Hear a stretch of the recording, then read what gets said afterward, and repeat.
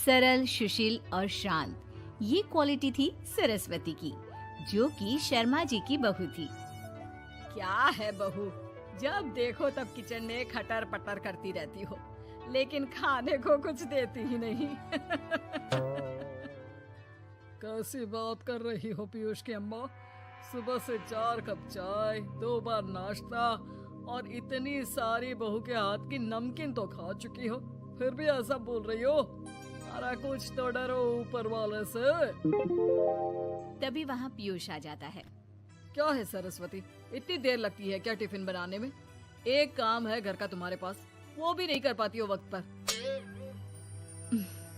आपका tiffin table पर रखा है और नाश्ता भी, बाकी का सामान बेड पर रखा है और अब मैं मंदिर जा रही हूँ। सरस्वती मंदिर चली जाती है। उसके जाने के बाद घर में, यार माँ कैसी गवाह लड़के से शादी करा दिया है। मंदिर, पूजा, किचन और सास ससुर के सिवा इसे कुछ दिखता ही नहीं है कि कैसे खुद को स्मार्ट बनाकर रहना होता है, कैसे लोगों से जुड़ना है, बातें करनी है, ऐश करना है। अरे पैसा बचाओ और कुछ आता ही नहीं इस लड़की को। जो क्वालिटी तू गलत तरीके से बता रहा है ना, दरअसल एक अच्छी गृहिणी की वही सारी अच्छाई होती है बेटा। घर को चलाना, समाज में इज्जत दिलाना और घर वालों का ख्याल रखना, और चाहिए ही क्यों? अरे क्यों नहीं चाहिए कुछ और? लड़की ऐसी होती है कि घर आए तो पूरा घर बदल कर रख दे, सभी को खुश रखे। लेकिन बहू के अंदर तो ये सारी क्वालिटी है ही नहीं। अरे खुश तो उन्हें रखा जाता है जो खुश रहना जानते हैं।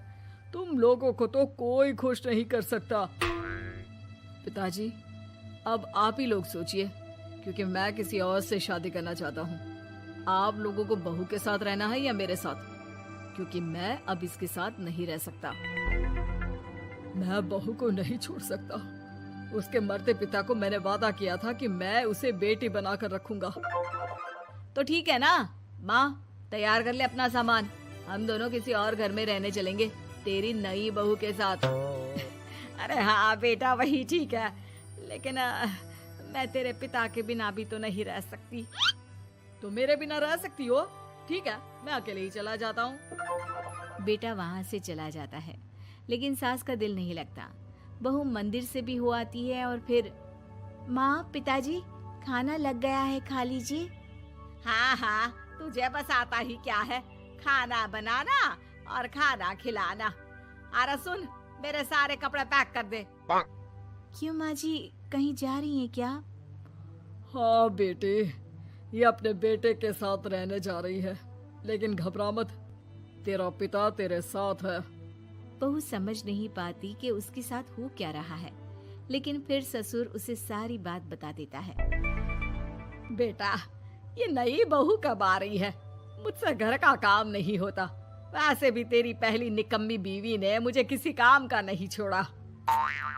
माँ वो बस आने ही वाली है, और हाँ माँ, उसके आगे ना थोड़ा स्टैंडर्ड से रहना, क्योंकि वो थोड़े बड़े घर की लड़की है। उसका एक स्वैग है, स्वैग। तभी वहाँ एक बहुत सुंदर सी लंबी सी लड़की आती है। हे पीयूष, भाकर कैब से मेरा सामान ले आओ, और हाँ प्लीज एसी ऑन करके जाना। रीमा, ये मेरी माँ है। तुम चाहती थी ना कि मेरी माँ हम लोगों के साथ रहे। हेलो आंटी जी, हम लोग ना जल्दी शादी कर लेंगे, फिर मेरी जैसी टॉप लड़की आपको अच्छी बोलेगी। एक्साइटेड होंगी ना आप? पर नो इश्यू। पीयूष, सामान ले आओ ना, एंड आंटी आप पानी ले आइए प्लीज। माँ को तो समझ में ही नहीं आता कि वो क्या करे। वो बहू के लिए पानी लेकर आती है तो उसका पैर पर्दे में फंस जाता है और वो गिर जाती है। ओहो, पूरा पानी गिरा दिया। कांच का ग्लास क्यों छूती है जब हाथ पैर नहीं चलते? कितनी मुश्किल से मैंने और पीयूष ने ये गृहस्थी बनाने की कोशिश की है। अरे पर तो क्या हो गया, एक गिलास ही तो टूटा है। अपने घर में तो रोज एक तोड़ती हूँ, लेकिन मजाल है सरस्वती कुछ कहे। और हाँ, मैं पानी वानी नहीं पिलाने वाली, मुझे ऐसी कोई आदत नहीं है। बहू हो, बहू की तरह रहो, समझी? तभी वहाँ पीयूष आ जाता है, जिसे देख रीमा रोने लगती है। देख लो अपनी माँ को, कैसी कर खोटी खोटी सुना रही है। और अभी तो मैं आई हूँ, थक गई थी, बस पानी क्या मांग लिया। कह रही है बहू हो, बहू की तरह रहो।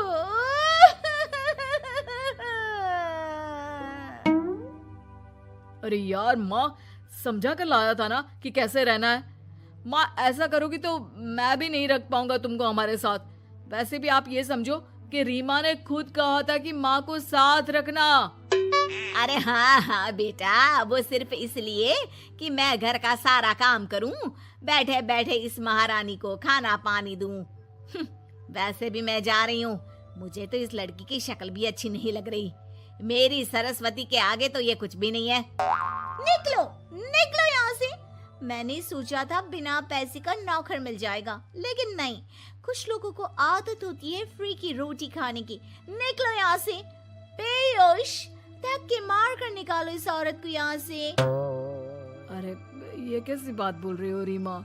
ये माँ है मेरी, माना थोड़ी जिद्दी है। अरे वाह बेटा वाह, अभी भी तुझे मेरी ही गलती दिख रही है ना? कोई बात नहीं। माँ वापस घर आ जाती है। बहू, मुझे माफ कर दे बेटा, वो तो शैतान का नानी है। माँ, मैं उनके बारे में कोई बात नहीं करना चाहती। ये मेरा मायका है। अब आप लोग मेरे माता पिता, मैं हमेशा यहीं रहकर आप लोगों की सेवा करूंगी। नहीं नहीं बेटा, हम करेंगे तेरी शादी किसी अच्छे लड़के से। अरे कोई जरूरत नहीं है, मैं देख कर आई हूँ जो हालत है ना पीयूष की, वहाँ नहीं टिकने वाला ज्यादा दिन। ना टिके वो उसकी मर्जी, लेकिन मेरी बेटी इतनी गई गुजरी नहीं है जो उसे कभी भी छोड़ो और कभी भी वापस आ जाओ तो वो तुम्हें अपना ले। अब ज्यादा ही हो रहा है आपका। माना मैंने गलत किया बहू के साथ, लेकिन वो उसका पति है। और फिर कहावत है ना, सुबह का भूला शाम को वापस आ जाए तो उसे भूला नहीं कहते। तभी वहाँ पीयूष आ जाता है। माँ, वो भूला आ गया, मुझे माफ कर दो। सरस्वती के जिस गुण को मैं सही नहीं मानता था, दरअसल जीवन को सही तरीके से जीने के लिए वही गुण होने चाहिए। मुझे माफ कर दो सरस्वती, मैं आज के बाद तुम्हें और पापा को छोड़कर कहीं नहीं जाऊंगा। और मुझे भी बेटा। बेटा जहन्नुम में भी जाए तो उसके साथ रहने को तैयार हो जाए, वही तो माँ होती है। मुझे माफ कर दो माँ।